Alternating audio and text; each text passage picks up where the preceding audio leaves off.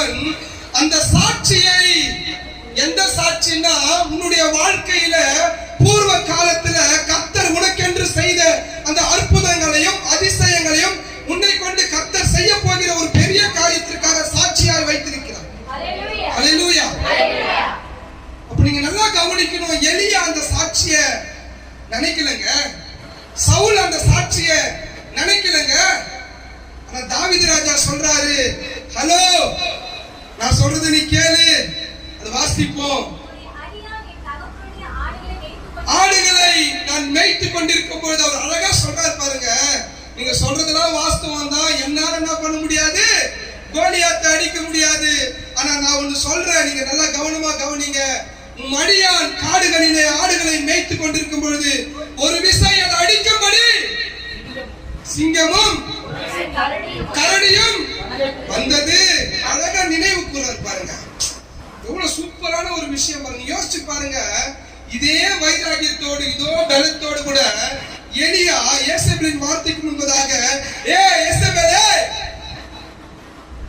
ஏற்கனவே 450 பேரை என்ன பண்ணிருக்க, வெட்டி போட்டுருக்கிறேன், உன்னை மிஸ் பண்ணிட்டா இன்னைக்கு, நீ வா அப்படின்னு சொல்லியிருந்தாருன்னு வச்சுங்களேன், யேசபேல் பயந்துரும். இதே போல சவுல் சொல்லியிருப்பார், ஆனால் கோலியாத்து பயந்திருப்பார். ஆனா ஒரு சின்ன பையன் அந்த சாட்சியை நினைவு கூறும். நம்முடைய வாழ்க்கையில நீங்க எல்லாம் கவனிக்கணும். நீங்க சோர்ந்து போயிருது, நீங்க விழுந்து போயிருது, நீங்க துடித்து போறது, நீங்க அப்படியே பலவீனமாய் மாறுவது எதனாலன்னா அந்த பழைய சாட்சிகளை நினைவு கூற மாட்டீங்க. உன் சின்ன வயசுல கர்த்தர் உன்னை நடத்தி வந்த வழிகளை நீ மறந்ததினாலே இப்பொழுது தவித்துக் கொண்டிருக்கிறார்.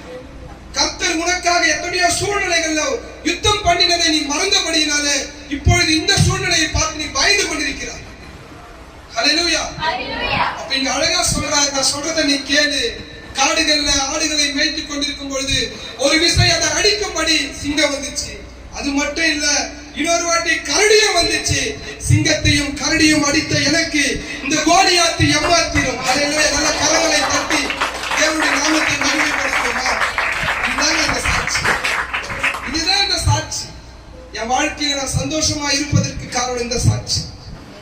என் வாழ்க்கையில சமாதானமாய் வாழ்வதற்கு காரணம் இந்த சாட்சி. என் வாழ்க்கையில பலமாய் நடப்பதற்கு